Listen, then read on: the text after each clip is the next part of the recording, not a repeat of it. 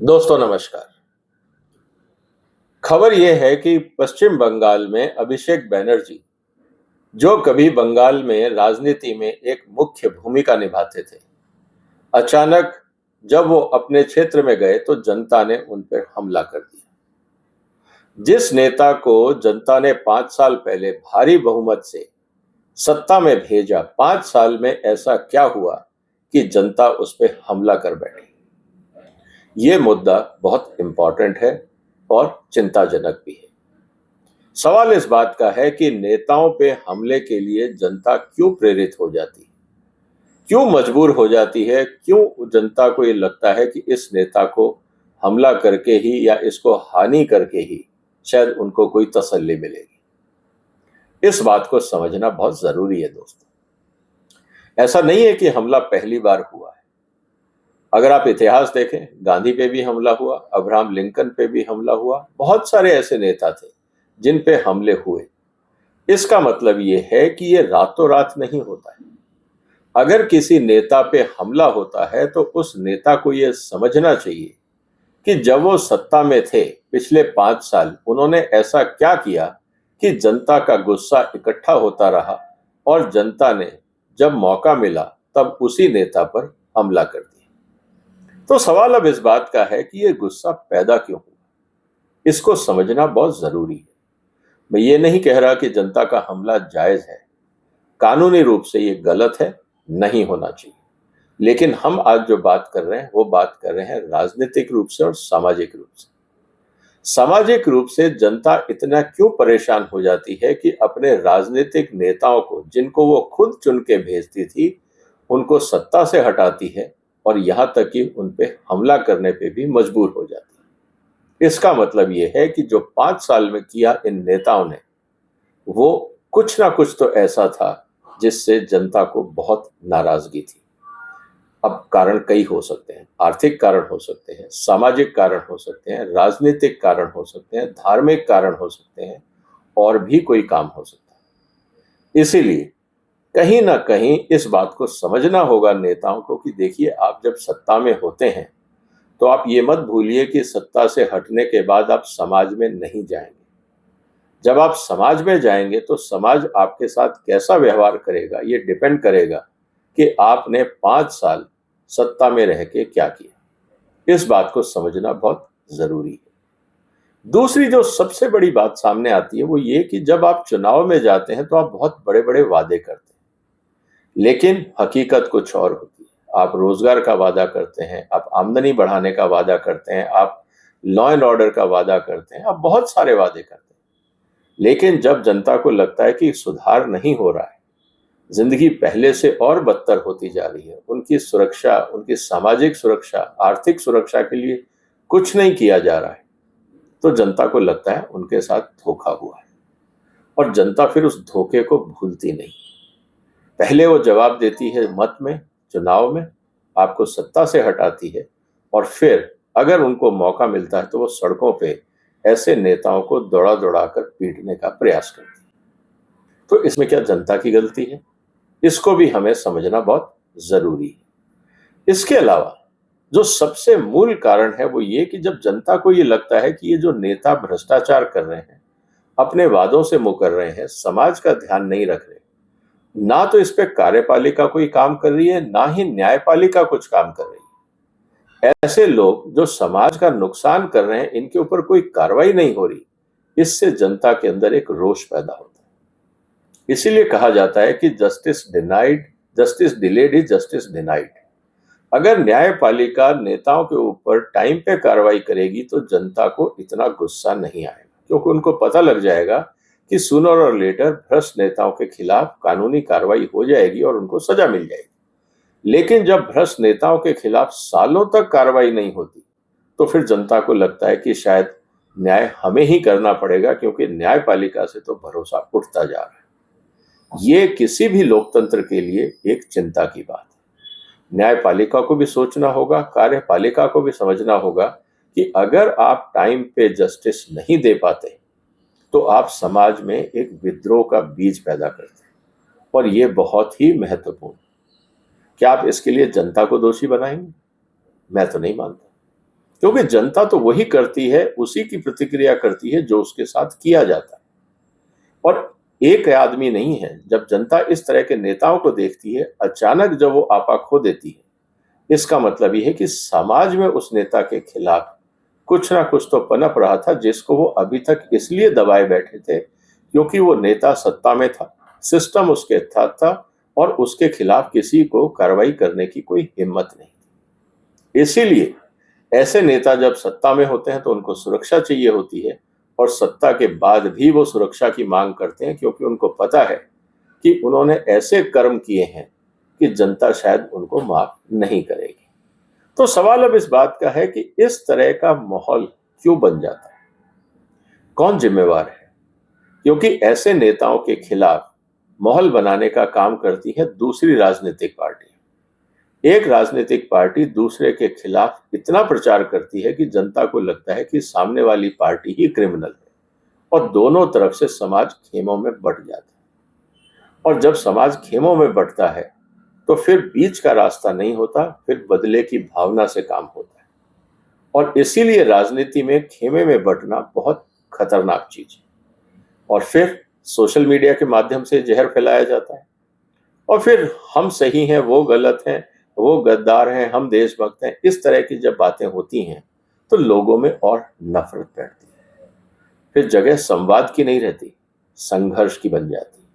और यही संघर्ष है जो देश में नेताओं के ऊपर हमला करने को उकसाता है।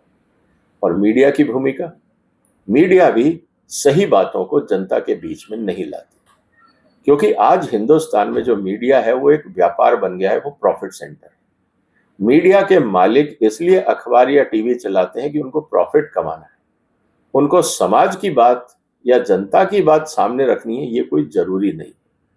जहां तक प्रॉफिट बनेगा वहां तक ही समाचार दिखाए जाएंगे। अगर कल को चैनल का प्रॉफिट बनना बंद हो गया तो समाचार भी बंद हो जाएंगे। इसका मतलब ये है कि समाचार तब तक जारी रहेंगे जब तक प्रॉफिट बनता रहेगा। और प्रॉफिट कहां से आएगा? या तो सरकारी टेंडर से, या प्राइवेट टेंडरों से, या प्राइवेट इन्वेस्टमेंट से, या सरकारी इन्वेस्टमेंट से। अब सरकार एक सबसे बड़ा एडवर्टाइजर है। अब सरकार के खिलाफ कौन बोले, और खासकर सत्तारूढ़ दल के खिलाफ कौन बोले? तो इसीलिए कभी भी प्रॉफिट ओरिएंटेड मीडिया सत्ता के खिलाफ कोई बात नहीं करेगा। इस बात को आप मान के रखिए। कहेंगे तो सुपरफिशियल वे में उसका क्रिटिकल एनालिसिस जो प्रॉफिटेबल मीडिया अप्रोच है वो नहीं करती। तो घूम फिर के बात आ जाती है सोशल मीडिया। और सोशल मीडिया में कोई लगाम नहीं है, कोई डिसिप्लिन नहीं है, जिसको जो मन में आता है वो बोलता है। और इसका खामियाजा देश को और समाज को उठाना पड़ता है। तो सवाल इस बात का है कि ऐसी स्थिति में नेताओं की जिम्मेवारी क्या बनती है? मुझे लगता है दोस्तों, नेताओं को ये समझना पड़ेगा कि अगर आप आज सत्ता में हैं, हो सकता है कल आप विपक्ष में हैं। आज आप सत्ता में होते हुए विपक्ष को गिराने का प्रयास करते हैं, उनके खिलाफ समाज को भड़काने का प्रयास करते हैं। कल ऐसा ना हो कि आपके खिलाफ वही कार्रवाई जब विपक्ष सत्ता में आएगा तो वो करेगा। तो ऐसी स्थिति में अगर हमने पहले भारत की राजनीति देखी हो तो पहले ऑपोजिशन होता था, लेकिन सम्मानजनक रूप से, शब्दों की गरिमा होती थी, एक दूसरे की इज्जत होती थी। अब शायद वो परिस्थितियां नहीं रही। अब बिल्कुल जैसे कि आप एक ही देश के राजनीतिक दल नहीं है, आप एक दूसरे के प्रतिद्वंदी बन गए। आप एडवर्सरी नहीं रहे, अब आप एनिमी बन गए। ऐसी स्थिति के अंदर राजनीति का पतन होना निश्चित है। और देश में जनता जब ऐसी पतन वाली राजनीति के साथ जुड़ती है तो उसमें संवाद नहीं, संघर्ष की सोच पैदा होती है। और वो सोच अल्टीमेटली जब ऐसे नेता उनको सामने को मिलते हैं तो फिर वो बदले की भावना से काम करती है। अब सवाल इस बात का है कि इन परिस्थितियों को रोका कैसे जाए। तो शायद पॉलिटिशियंस को ये समझना होगा कि एक दूसरे की रिस्पेक्ट देना इसलिए जरूरी है ताकि जब वो सत्ता में ना रहें तो जनता उन पे हमला ना करे। अपनी सुरक्षा के लिए अपोजिशन को रिस्पेक्ट देना शुरू करें। इसी तरह से अपोजिशन भी जब सत्ता में आएगा तो आपको रिस्पेक्ट देगा और समाज में संवाद होगा, संघर्ष नहीं होगा। दूसरी तरफ अगर जनता कोई बात कहती है और जिस चुनावी वादे से आप सत्ता में आए हैं, क्या उनको आप पूरा नहीं करेंगे? जनता ने तो उम्मीद से आपको सत्ता में भेजा था, और जब आप जनता की उम्मीदों पे खरे नहीं उतरते तो ये जनता के साथ धोखा है, और धोखा आदमी को अंदर तक चुभता है, और जब वो चुभता है तो फिर बदले की भावना से काम होता है। इस बात को भी समझना हो। और तीसरी सबसे बड़ी बात, जो संस्थाएं हैं, कार्यपालिका और न्यायपालिका, अगर टाइम पे काम नहीं करेंगी तो जनता को लगेगा कि समाज में उनकी जगह नहीं है या महत्व नहीं है। ऐसी संस्थाएं अगर सिर्फ कुछ खास लोगों के लिए काम करती हैं, उनको प्रायोरिटी देती हैं, तो संस्थाओं का पतन और संस्थाओं की गरिमा गिरना स्वाभाविक। बाद में हम कुछ भी बोलें कि हमें संस्थाओं की मान मर्यादा रखनी चाहिए, लेकिन जैसा कहा जाता ना कि action speaks louder than the words. अगर संस्था ही अगर समाज का ध्यान नहीं रखेंगी तो समाज फिर संस्थाओं का ध्यान क्यों रखेगा? और यही हो रहा है आज कार्यपालिका और न्यायपालिका के साथ। इसलिए जनता को कोई डर नहीं लगता ये कहने में कि पूरी ब्यूरोक्रेसी करप्ट है और पूरी जुडिशरी करप्ट है, क्योंकि वो तो यही अनुभव कर रहे हैं। इस सोच को बदलने के लिए ब्यूरोक्रेसी और जुडिशरी ने क्या काम किया, ये भी तो बताना जरूरी है।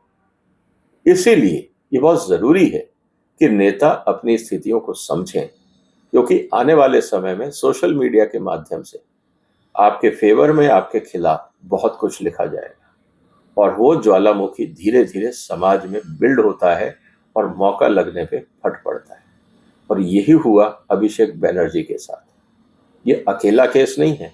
आने वाले दिनों में देखेंगे आप, ऐसे और बहुत होंगे जब जनता को लगेगा कि शायद यही एक आखिरी रास्ता है अपनी भड़ास निकालने का।